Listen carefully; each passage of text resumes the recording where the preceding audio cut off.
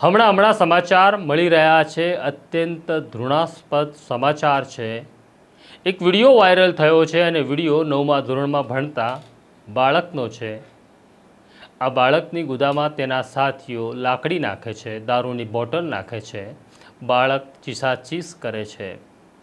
આપણે કઈ દિશામાં જઈ રહ્યા છીએ અને આપણા બાળકો કઈ દશામાં જીવી રહ્યા છે તેની ચેતવણી આપતી આ ઘટના છે। તેની વિગતે વાત કરવી છે। વૈષ્ણવજન તો તેને કહીએ જે પીડ પરાઈ જાનાને રે। નમસ્કાર, નવજીવન ન્યૂઝમાં તમારું સ્વાગત છે અને હું છું તમારો પ્રશાંત દયાળ।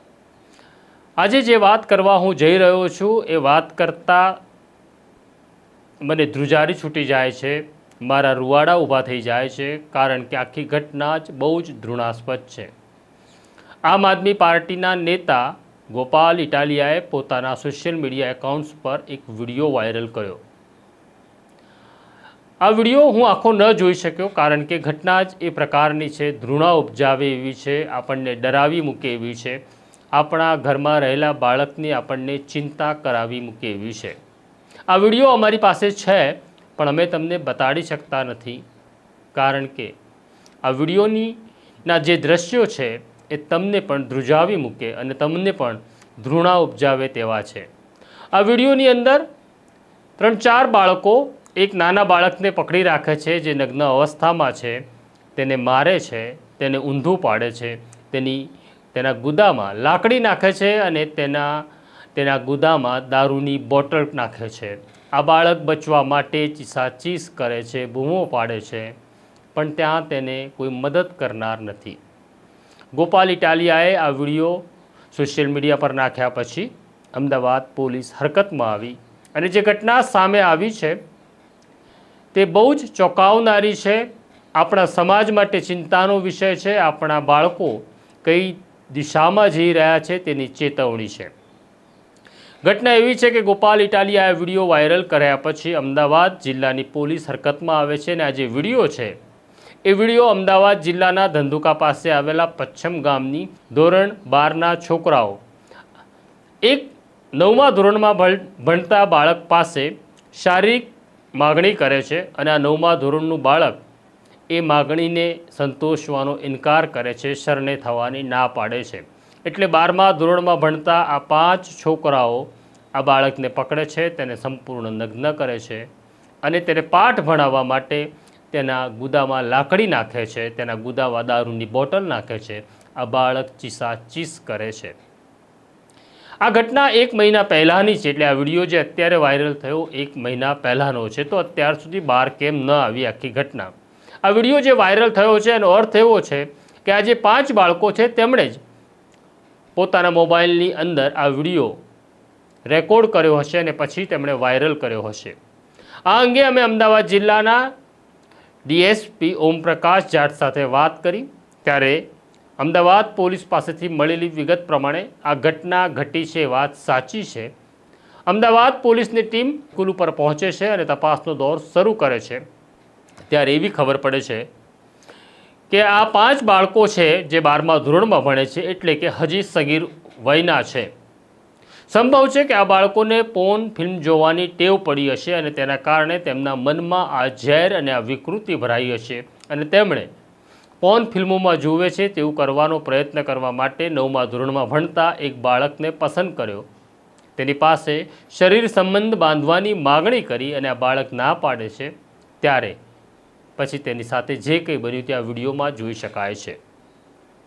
પણ ઘટના ચેતવણીરૂપ એટલા માટે છે કે આ ઘટના ઘટ્યા પછી જે બાળક ભોગ બને છે 9મા ધોરણનું, તે ઘરે જાય છે અને પોતાના માતા પિતાને માત્ર એટલું જ કહે છે કે 12મા ધોરણમાં ભણતા બાળકોએ તેને માર્યો છે।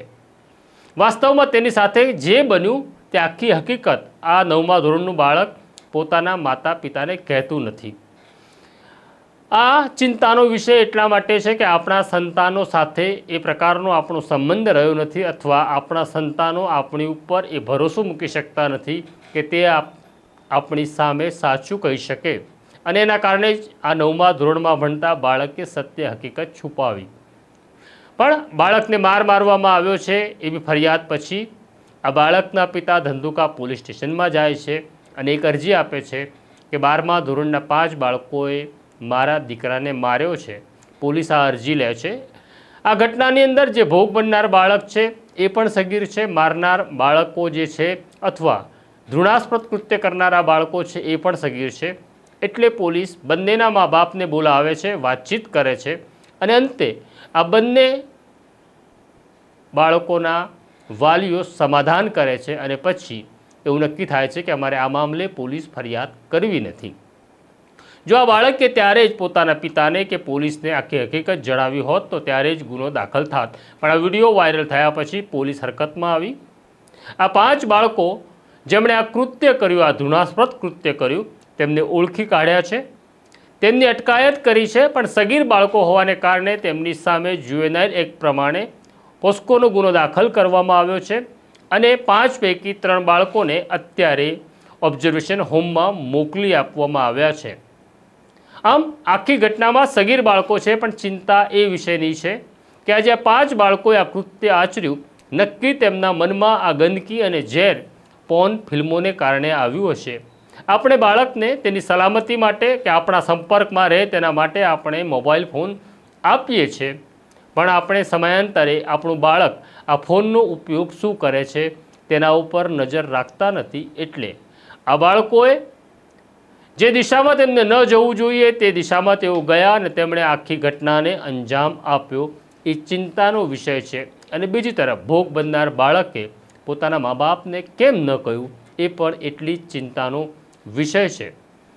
આ મામલો ઘૃણાસ્પદ છે, આ મામલો વખોડવા લાયક છે, આ મામલો ખૂબ જ ચિંતાજનક છે. કારણ કે હજી જેમણે યુવાનીમાં પગ મૂક્યો નથી એવા બાળકોએ એક એવી ઘટનાને અંજામ આપ્યો છે કે જેનાથી આપણું પણ માથું શરમથી ઝૂકી જાય તેવું છે. તો તમારા ઘરમાં પણ બાળક હશે, એ બાળકની ચિંતા કરો. બાળક સાથે એ પ્રકારનું એક વાતાવરણ ઊભું કરો કે બાળક તમારી પાસે દિલ ખોલીને તેની સાથે જે કંઈ થઈ રહ્યું છે તેની સમસ્યાની વાત કરી શકે. તમે તમારા બાળકને સંપર્કમાં રહેવા માટે ફોન પણ આપો ત્યારે સમયાંતરે તેનો ફોન ચેક કરતા રહો, કારણ કે તમારું બાળક ફોનમાં શેનો ઉપયોગ કરે છે તેની તમને જાણકારી હોવી અનિવાર્ય છે. આ વિશે તમે કોમેન્ટ કરો એવું અમે એટલા માટે નથી કહેતા કારણ કે આખી ઘટનામાં કોમેન્ટ કરવા જેવું કંઈ નથી. આ ઘટના સરકારનો વિષય નથી, એટલે સરકારને દોષ આપવાનો પ્રશ્ન ઉપસ્થિત થતો નથી. સવાલ અહીંયા આપણી સમાજ વ્યવસ્થાનો છે અને આપણા બાળકો કઈ દિશામાં જઈ રહ્યા છે તેની ચિંતાનો છે. આ ચિંતા તમારે મારે અને સમાજે સહિયારી કરવી પડશે. આ ચિંતા શાળાના શિક્ષકોએ કરવી પડશે. આ ચિંતા સમાજના લોકોએ કરવી પડશે. આ ચિંતા આપણે વાલી તરીકે આપણે પણ કરવી પડશે. તો આ સ્થિતિ છે, આ પણ એક સમાજનું એવું અંગ છે, એવી ઘટના છે જે આપણને ચિંતા ઉપજાવે છે. તો આ પ્રકારની સ્ટોરીઓ જોવા નવજીવન ન્યૂઝ જોતા રહો. મને અને મારા સાથી સોનુને રજા આપો. પણ ફરી કહું છું, તમારા બાળકોની સાથે એવું વાતાવરણમાં ઊભું કરો કે તે તમારી સાથે જ રહે અને તે તમારી સાથે વાત કરી શકે. તમારા બાળકની ચિંતા કરતા રહેજો. નમસ્કાર. વૈષ્ણવજન તો તેને કહીએ જે પીડ પરાઈ.